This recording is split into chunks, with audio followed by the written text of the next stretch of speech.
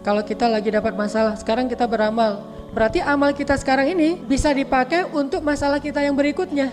Sedangkan masalah kita yang sekarang nggak punya modal amalan, berarti modalnya apa biar masalah kita selesai? Modalnya adalah penghapusan dosa. Kalau dosa kita udah dihapuskan, baru masalahnya selesai. Sehingga para ulama diambil dari sebuah hadis mengatakan bahwa idza kathurat dzunubul abdi wa lam yakul lahu min amalin liyukaffiraha fabtalahu Allahu bil hazan liyukaffiraha.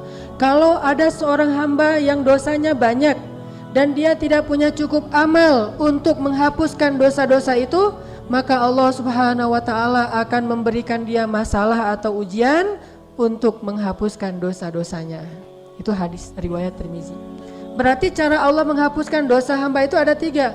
1 dengan dia bertaubat, 2 dengan dia beramal solih, yang ketiga dengan memberikan dia musibah.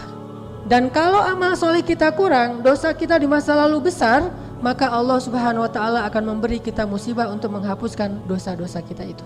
Sehingga benar jika ulama mengatakan banyak-banyaklah beramal, karena amal kita selain akan mengangkat derajat kita, amal itu juga yang akan menjadi penghapus dosa-dosa kita.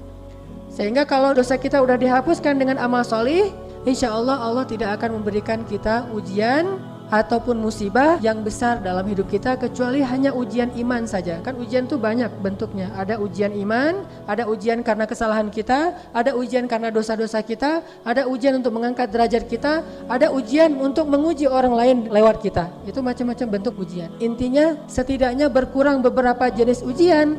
Salah satunya karena dosa-dosa dan kesalahan kita. Soalnya dosa kita sudah dihapus dengan amal soleh kita. Intinya kita selalu butuh amal soleh itu. Jadi jangan tunggu pas kita lagi banyak masalah baru beramal. Pas lagi susah baru rajin tahajud. Pas habis putus baru rajin itikaf.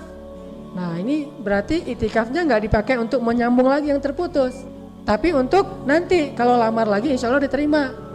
Nih putus nih, ya kita temenan aja ya, misalnya kan bahasa standar lah ya, kita adik kakak aja gitu kan. Putus kan hancur tuh, lagi breaking heart, lagi hancur-hancurnya hatinya tuh. Obatnya di mana?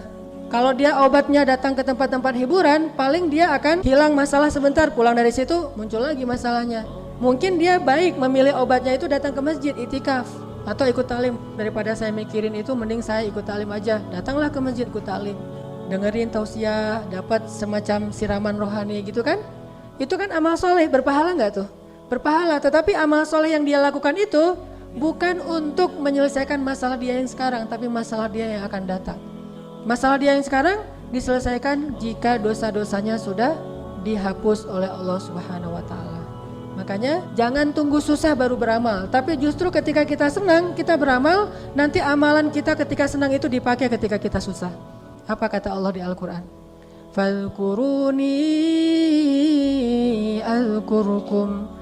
Ingatlah aku akan ingat kalian. Artinya apa? Kata ulama tafsir, ingatlah aku ketika kalian senang, nanti aku akan ingat kalian ketika kalian susah. Nanti aku akan ingat kalian ketika kalian susah.